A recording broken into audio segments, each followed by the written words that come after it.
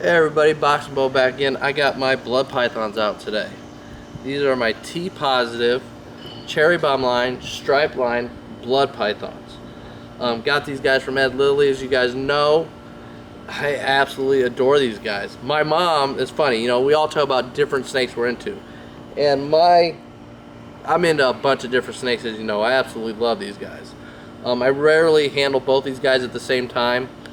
Just because they take a lot more support because they are a terrestrial snake. So you really got to give them a lot more support than you would a carpet python that's going to cling to you and wrap on you. These guys really don't wrap on you. So you have to give them tons more support. So I just had to get them both out and share them with you. But like I said, my mom isn't into these blood pythons like me and my son are. My wife likes them, my kids like them, but my mom just thinks they look like fat caterpillars, which is absolutely hilarious because I think they're gorgeous. The cool thing about these guys is I call these guys the power lifters in the snake world. I mean, they just have that power lifter body. They're thick, they're solid muscle.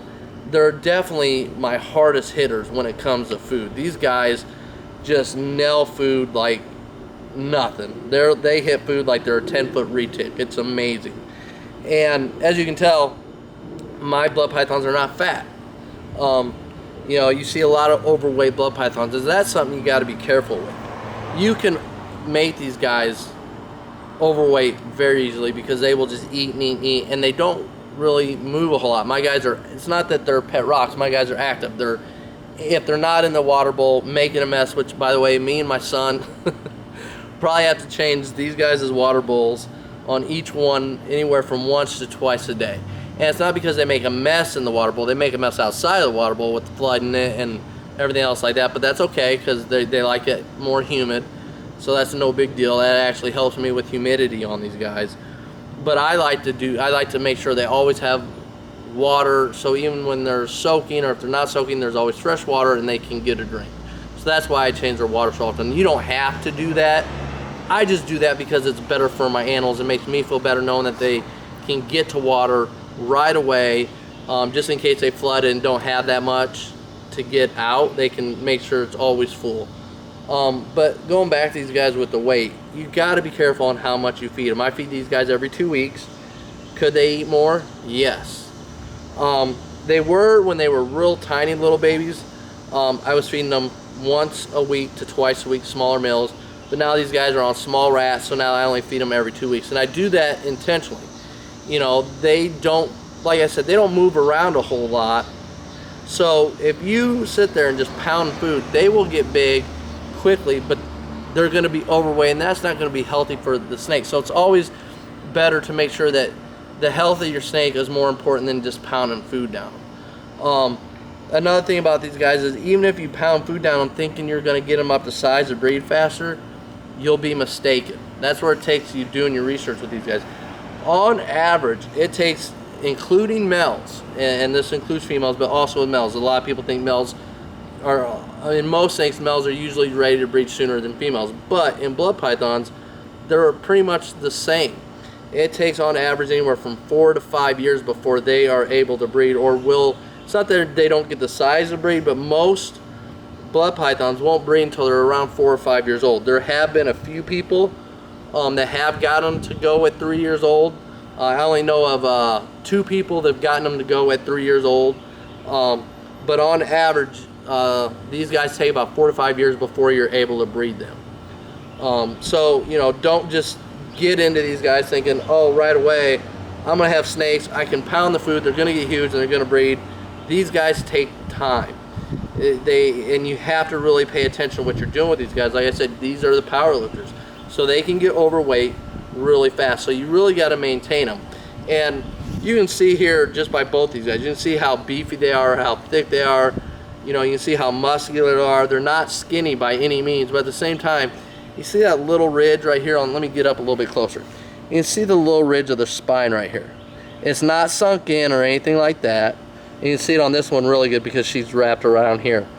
But you want to be able to see that, but you can see how thick they are. They're not skinny, and a lot of people think that if you can see that on blood pythons, oh, I got my snake too thin, I gotta hurry up and get weight on them. No, Don't make that mistake. Take your time, you know, slow it down with these guys. Maintain the food, and you will have a much healthier, happier snake. And another thing about these guys is these guys are great ambassadors for blood pythons.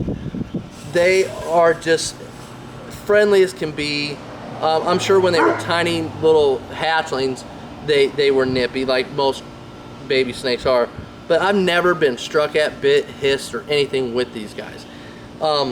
They get a bad reputation because a lot of them in the past were wild caught, or they were first generations, and so they still had that real nasty distribution. Never mind that, because I'm not gonna. For some reason I'm wanting to say distribution. It's in my head to say distribution. Disposition.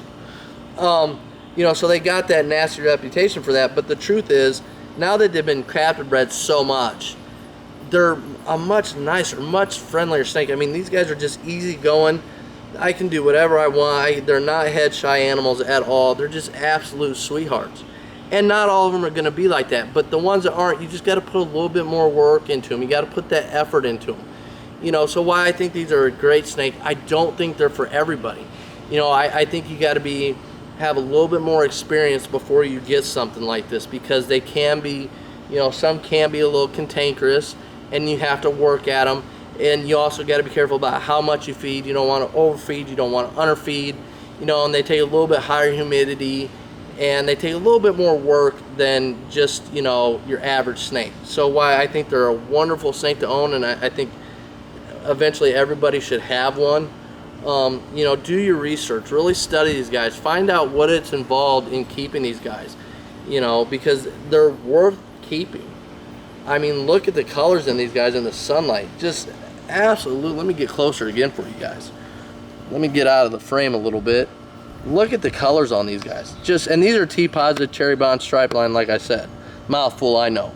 But I mean, just, you talk about snake art. This is snake art. This is amazing. This is truly snake art at its best. So I definitely recommend them. Just make sure you do your research. Hopefully you guys learned a little something about my blood pythons. Again, like I said, this one right here is Harlequin. We named her Harlequin because she's got little heart shaped saddles.